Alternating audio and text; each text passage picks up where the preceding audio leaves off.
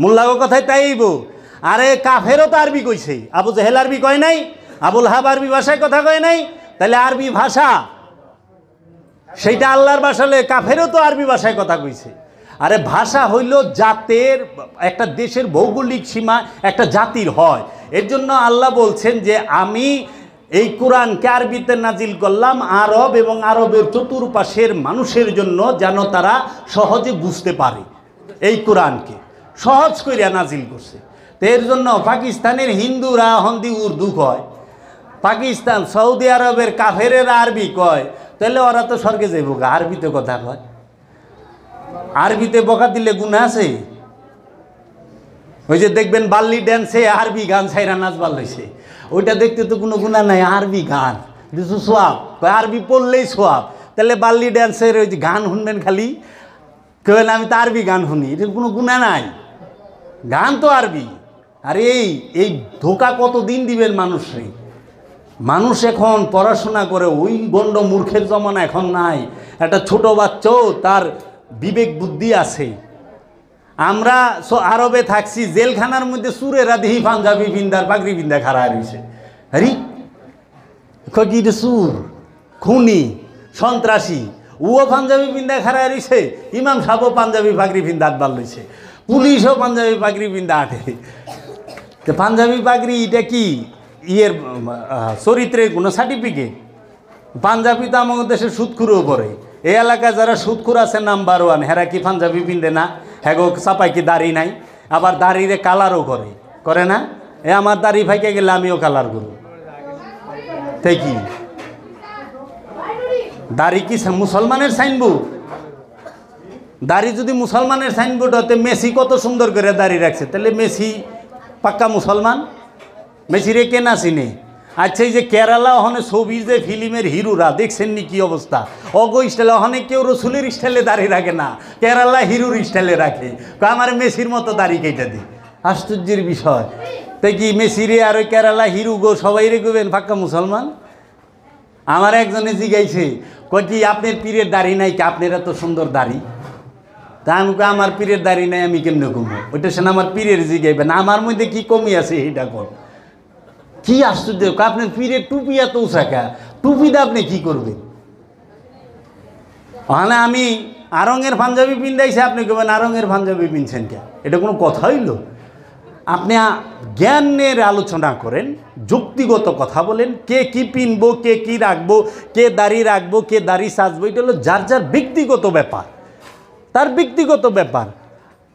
কে কোন পোশাক পরবো? আল্লাহ কি কোথাও কইছে যে পাঞ্জাবি পিনলে নামাজের সওয়াব বেশি হইব, নামাজ পড়ব, তোমরা পাঞ্জাবি ছাড়া নামাজ পড়বা না? কোনখানে আছে? আল্লাহ বলছে তুমি পবিত্র হৃদয়ে, পবিত্র অন্তঃকরণে সালাত করো। সালাতের শর্ত হইল পবিত্র অন্তঃকরণ। পোশাক এটা হইল পরের স্টেজ, মেজাজি। যার পোশাক নাই তার কি সালাত বা না? তাহলে এইগুলার থেকে আমাকে বাইরেই তৈব যে জল কইলে হিন্দু আর পানি কইলে মুসলমান, আর ময়া যদি কনতে তো আপনি জান্নাতি হয়ে যাবেন। ইগিনা কোয়েন না, আঙ্গুর হিন্দুও খায়। আর আপনারা একটা কথা কই, মুসলমান রাষ্ট্রে আঙ্গুর জন্মায়নি, সেইটা একটু দেখেন। আঙ্গুর স্বর্গের ফল, কিন্তু ওই ইউরোপে, স্বর্গের ফল দিয়ে ইউরোপে হয়। ঘটনা কি? আমাকে মুসলমান 90% মুসলমানের দেশ, 100% সুর। এই দেশে হয় না আঙ্গুর। আবার কাঁঠাল জান্নাতি ফল না? কি আশ্চর্যের ব্যাপার! চিন্তা করেন, কাঁঠাল খেলে জান্নাতি ফল না, খেজুর জান্নাতি ফল। আর আমরা যদি কই জাম্বুরা জান্নাতে খাওয়াইব, কয় কি কন আপনি? না, জান্নাতে। কারণ কি? মহানবী আরবে ছিল, আরবের চতুর্পাশে ওই সময় ফল হিসেবে খেজুর হয়, জৈতুন হয়, ডুমুর হয়, তা আপেল হয়, আঙ্গুর হয়। এই জন্য এইগুলার কথা কোরআনে আছে যে জান্নাতে তুমি এই ফলগুলা খাইবা, কারণ ওইটা ওই ভৌগোলিক সীমানায় এই ফলগুলা হয়। কিন্তু তালের কথা, বেলের কথা, কাঠলের কথা, আমের কথা, গ্যান্ডারির কথা, জাম্বুরার কথা, আমরার কথা কিচ্ছু নাই। আমলকির কথা আছে যে স্বর্গে কিনে খাওয়াইব? তাহলে খাওয়া বাদ দেন, কিন্তু এটি মুসলমানি ফলই না। এগুলো হলো নফরত, হিংসা শিখায় আমাদের। গায়ে রেদিয়া দিছেন হিন্দু গো বাটে, আর বকরি লয়ে লইছেন মুসলমানের বাটে। এর লেগে কয় পাকিস্তানিরা কয় যে বকরা কা ঈদ বাদ যাएंगे घर पे, মানে বকরির ঈদ মানে কুরবানির ঈদ। ওরা কুরবানির ঈদ কয় না, বকরা কি ঈদ বাদ। আরে বকরির আবার ঈদ হইল কবে? ঈদ হইল কুরবানিওয়ালা, বকরি তো ঈদ নাই। মানুষ কুরবানি করে বকরি, কারণ ঈদই বানায় হেলাইছে বকরির।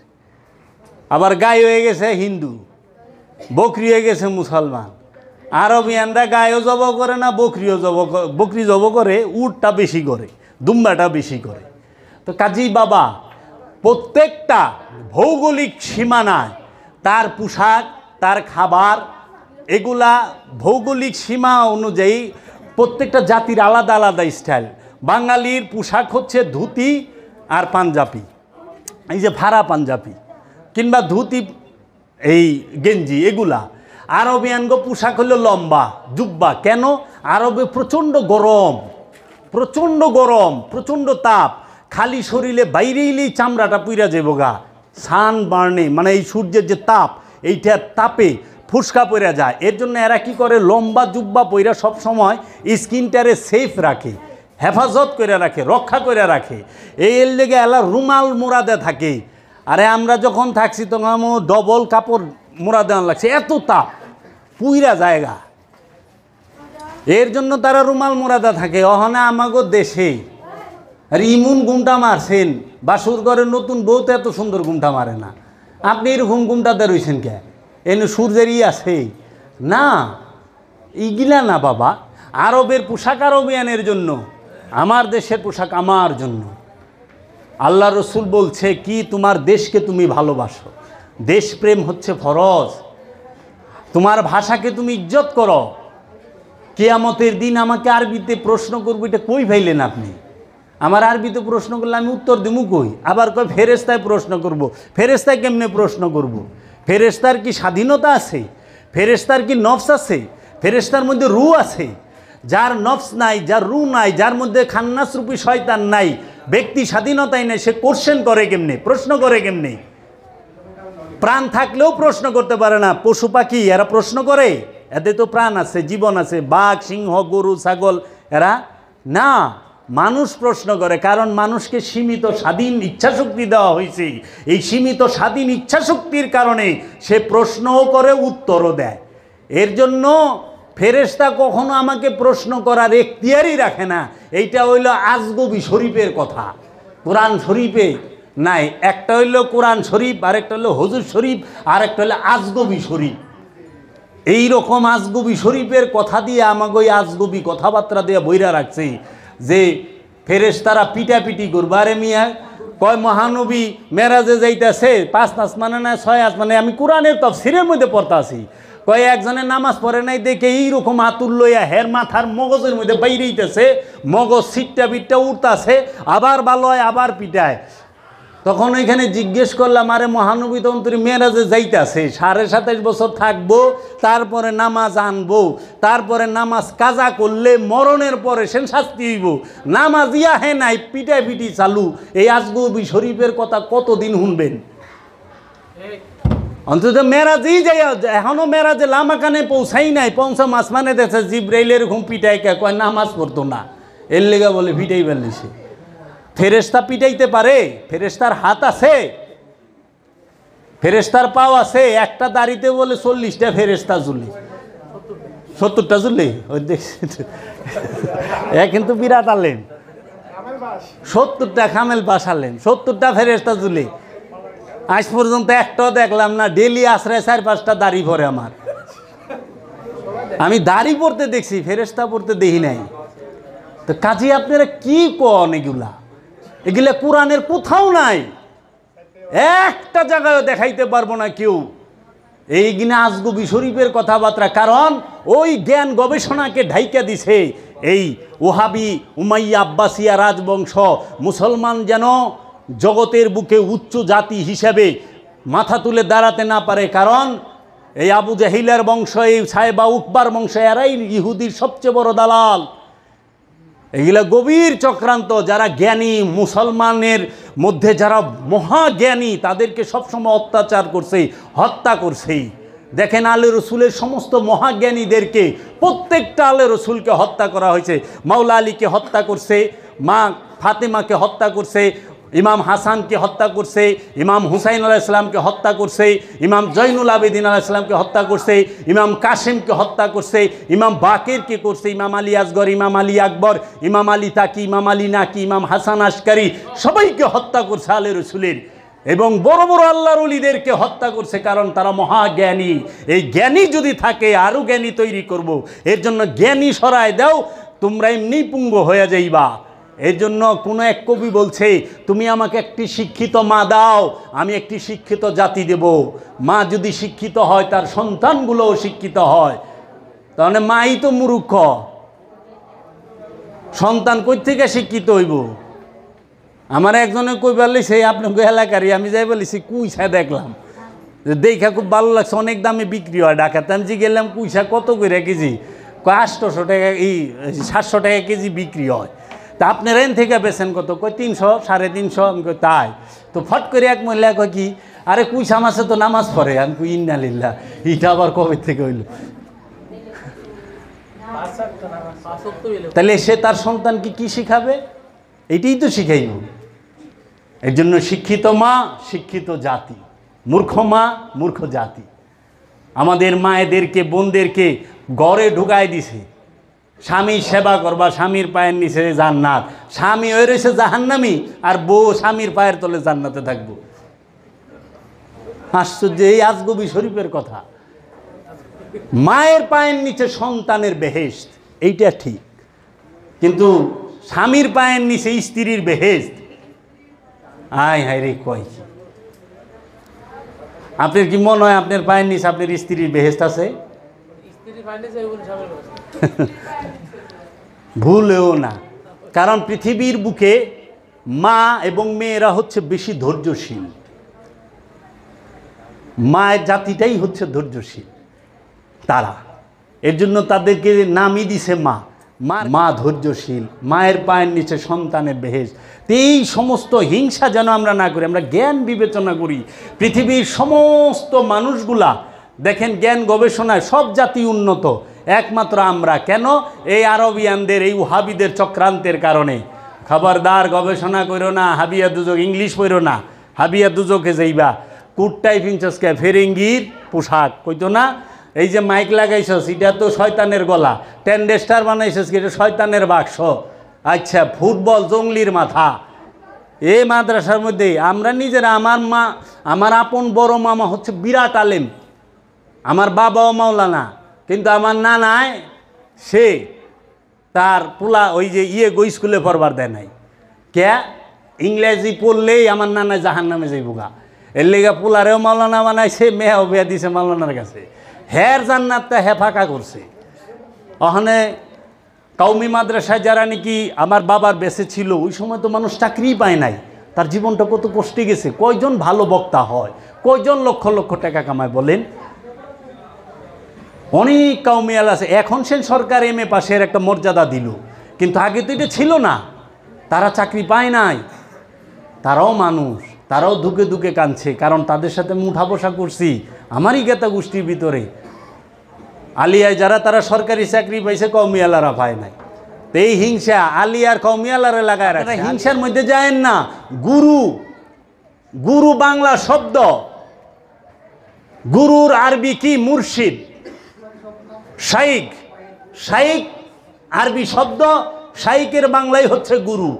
এখন ওই যে দেখবেন সৌদি আরবে থেকে যারা নাকি ওই যে ইউটিউবে ওয়াজ করে, শাইখ মতিউর রহমান মাদানি, শাইখ সালেহ আহমেদ, শাইখ কাজী ইব্রাহিম, এরা শাইখ কিন্তু এরা গুরু না। বুঝছেন কত বড় চালবাজি? শাইখ হলো আরবি শব্দ, গুরু হলো বাংলা শব্দ, একই জিনিস। যেরকম পানি, সৌদি আরবে চিল্লা মরে গেল যে তুমি পানি দাও, পানি খামো, পানি দাও, পানি। আরবিয়ান বুঝবো না, তখন বলতে হবে আতি ময়া, আনা শারাব ময়া, আনা ইফগা ময়া। তখন সে বুঝবো হ্যাঁ পানির আরবি হলো ময়া। মানে পানি পানি করে আরবে চিল্লাইলে পানি বুঝতো না। তো জয় গুরু, জয় শব্দের অর্থ হইলে আরবিতে বলে ফাতহা। ফাতহা শব্দের তো সূরা ফাত্তা, দেখেন বিজয়। কি খুলবেন? খোলনের তো কিছু নাই, বিজয় আছে। সেই বিজয় কিসের? আমিত্বের উপরে নফস বিজয় লাভ করছে। আমিত্বের উপরে নফস যখন বিজয় লাভ করে তখন সে হয় বিজয়ী। এর জন্য বলছে নিশ্চয় মুমিনরা বিজয়ী। আমানু বিজয়ী, এটা গুলো কয় নাই, কারণ মুমিনে নফসের উপরে, সে খান্নাসের উপরে বিজয় লাভ করছে। খান্নাসের কুমন্ত্রণা থেকে সে বিজয়ী হয়েছে, কুমন্ত্রণায় কাজ হয় না, সে বিজয়ী। এর জন্য বলে কি জয় গুরু, জয়ের আরবি হইল ফাতা, গুরু, গুরুর আরবি হইল শাইখ। ফাতা আল শাইখ, আল মানে একমাত্র, ফাথা মানে বিজয়, শাইখ মানে গুরু, একমাত্র বিজয় গুরুর। ঠিকই তো, ওই যে বললাম কি মুমিন বিজয়ী। কার উপরে বিজয়ী? খান্নাসের উপরে। রসুল রাজনীতি করবার আসে নাই, এখন রসুল অনেকে রাজনীতিবিদ বানায়, কখনোই না, এটা মিথ্যা। কারণ রসুল হচ্ছে সমস্ত আলমের জন্য, কোনো দেশের লিগে রসুল না যে এইটা বাংলাদেশের লিগে না। মহানবী কুল কাইয়ানাতের রসুল। তো মহানবী কিভাবে মদিনার মক্কার রাজনীতি করবার যাইতে? জিজ্ঞেসি পার্টির নাম কি? পার্টির নাম কি? আপনি এত বড় আলেম, মার্কা লইলেন বট গাছ, তখন শিরিক বেদাত হইল না?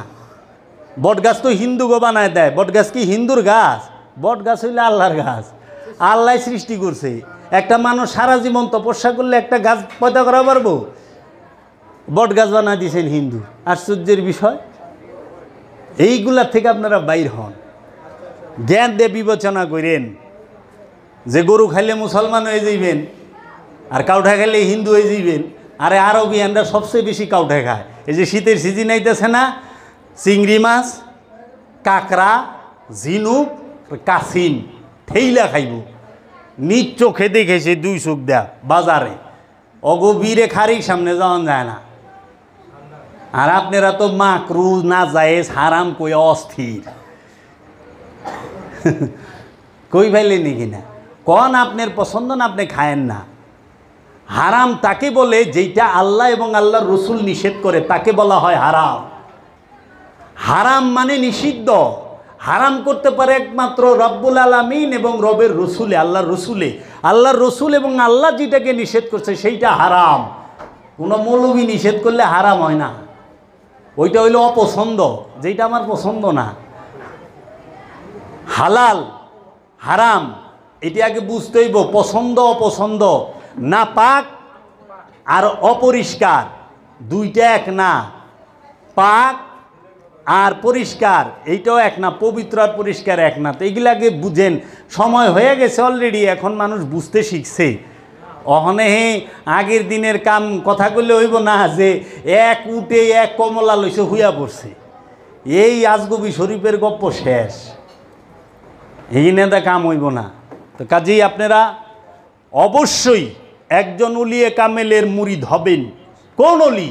যে আপনাকে নফসকে চেনার শিক্ষা দিতে পারবে, যে আপনার আত্মপরিচয়ের শিক্ষা দিতে পারবে, যে আপনাকে পবিত্র হওয়ার শিক্ষা দিতে পারবে। বাবা জাহাঙ্গীর কইতো, পিসাব গুরু গম্ভীর ভাব, লড়ে না চড়ে না, সব সময় হালে থাকে। কয় হালে না, কিচ্ছু জানে না, লইরা সইরা বিপদে পড়বো। কোনটা কইব কোন বিপদে পড়বো? এর লেগা চুপ। এর লেগে একটা কথা আছে, মূর্খ যদি চুপও থাকে তারপরও জ্ঞানী মনে হয়, আর জ্ঞানী মানুষ যদি অনেক কথা কয় তারপরও তারে মূর্খ মনে হয়। এর লেগে অহংকার বেশিরভাগ পিসাব গুরু গম্ভীর ভাবে থাকে, যে হালে আছে, হালে না, বিপদে আছে। কোনটা কয়ে কোন বিপদে পড়বো? বাবা জাহাঙ্গীরের এক একটা কিতাব পারমাণবিক বোমার মতো। কোরআনুল মাজিদ একটা আয়াত আছে, আমরা ওজিফায় পড়ি যে কি, বাল নাকজিফু বিল হাক্কে, বাল বরণ নাকজিফু বিল হাক্কে আলাল বাতিলে, বরণ আমরা সত্য দিয়া মিথ্যার উপরে এমন আঘাত করি যে মিথ্যাটা চূর্ণ বিচূর্ণ হয়ে যায়। মিথ্যার কোনো অস্তিত্বই থাকে না। এর জন্য সত্য এত শক্তিশালী যে মিথ্যার উপরে পড়লে মিথ্যাটা চূর্ণ বিচূর্ণ হয়ে যায়। তো কাজেই আপনি খোদার রসুলকে ভালোবাসেন, আর আপনি যদি ভালোবাসতে পারেন তাইলেই আপনার ভিতরে ভয় থাকবে। ভালোবাসে যে সে ভয় করে, এই ভয় বলতে অস্ত্রের ভয় না, এটা হইল প্রেমের ভয়।